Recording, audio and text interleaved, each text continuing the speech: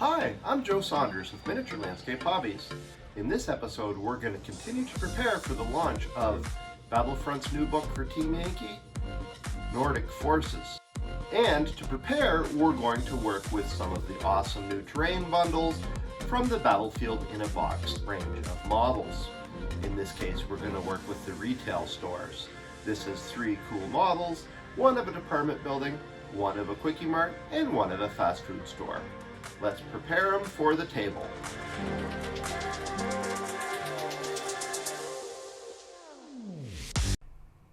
Miniature Landscape Hobbies is proudly supported by these sponsors.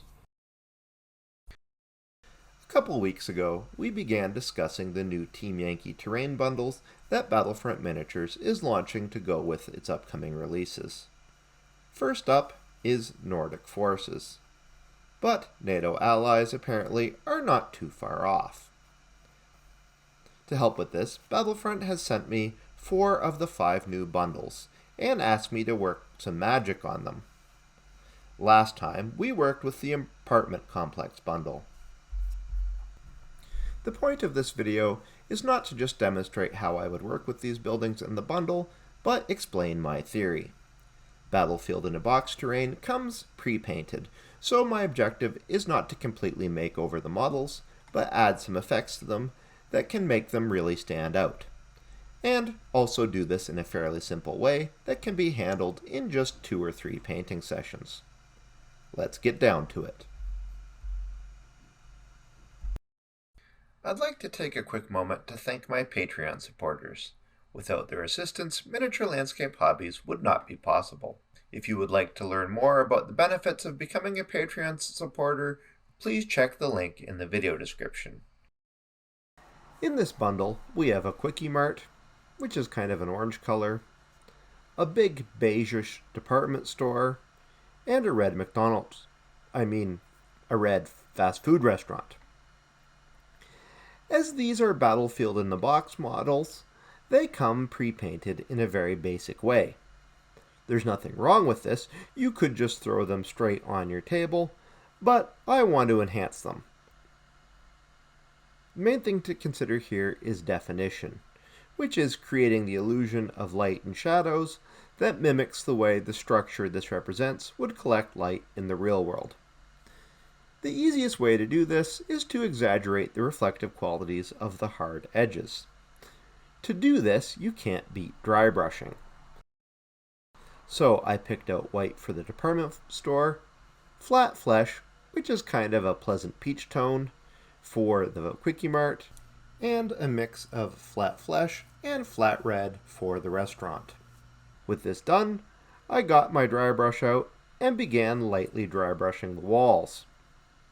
This really enhanced the edges and created some irregularities on the surfaces of the model that is perfect for suggesting fading and other types of discoloration.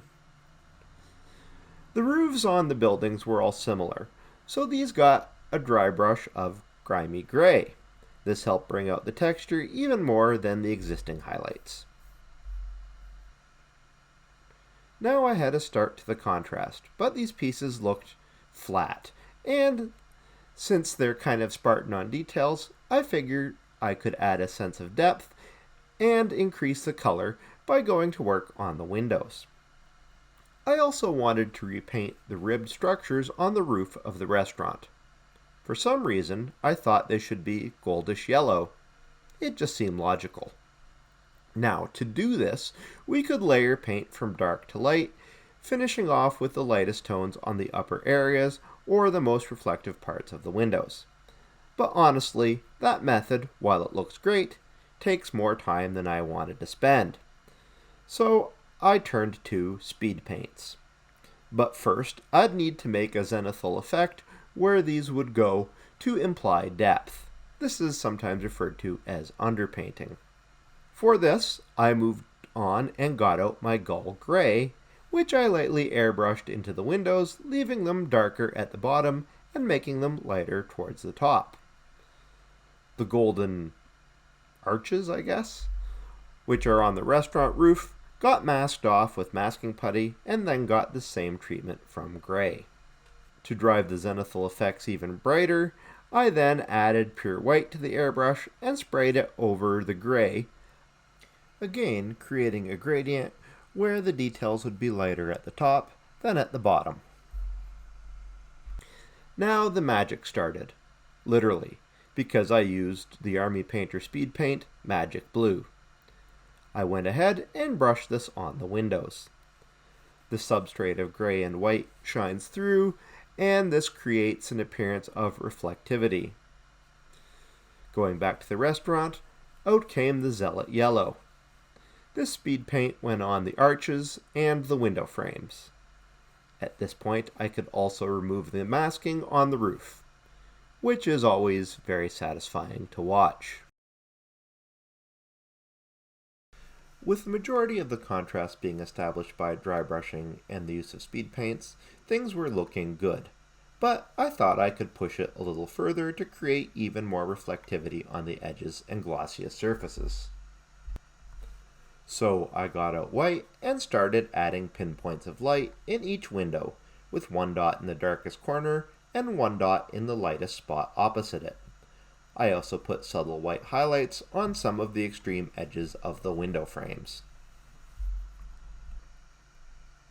To follow up after this, I took out brown and gray speed paints and went back to block in any small details like doors and ledges that needed to be picked out. Again, I relied on the gradient of underpainting to create the highlights for me. The highlights and windows bring interest to the viewer, but everything now lacked a sense of place. Fading, streaking, dirt, etc. would be required. Also, if I played my cards right, strategically placed darker effects would imply shadow, further boosting the contrast. Here I need to talk about specific theory for a second. Usually at this point, I would do two more things. I would paint or add details like equipment and graffiti to add extra cues to the viewer, reinforcing the model's scale and purpose. I would also get out black enamel or oil-based paints and line in, which is outlining most of the details, such as window frames and doors, in black. But since this build is about speeding these models to the table and not creating an award-winning diorama, I left these rather time-consuming steps out. So, back to weathering. I got out my Starship Filth MIG Ammo shader and sprayed it into the crevices and near the bottom of each model. This subtly boosted the shadow and implied grime at the same time. Then I switched to a personal favorite, weathering pencils. Getting out various rust green and earth tones, I moistened the tip of each pencil and drew blobs onto the models where I thought rust, dirt, or moss might accumulate. Considering the slab-sided nature of these models, this also broke up the monotony of the large monotone surfaces. Getting out a paintbrush that I moistened slightly, I blended the pencils into the surface of each model, sometimes stippling to imply dirt, sometimes blending downwards to make interesting streaks.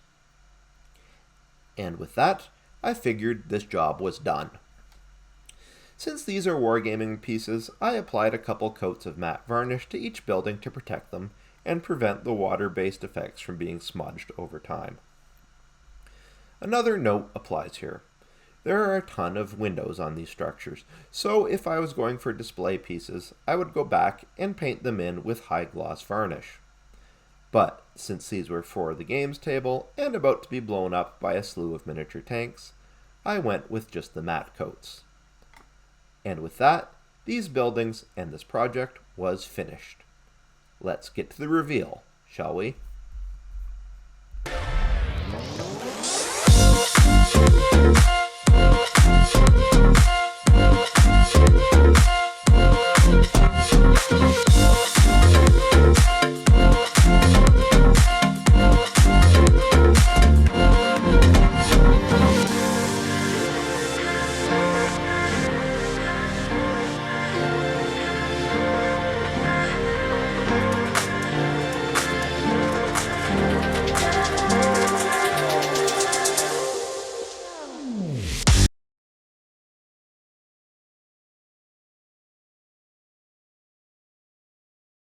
That's it for this episode. I hope you enjoyed watching it as much as I enjoyed making it.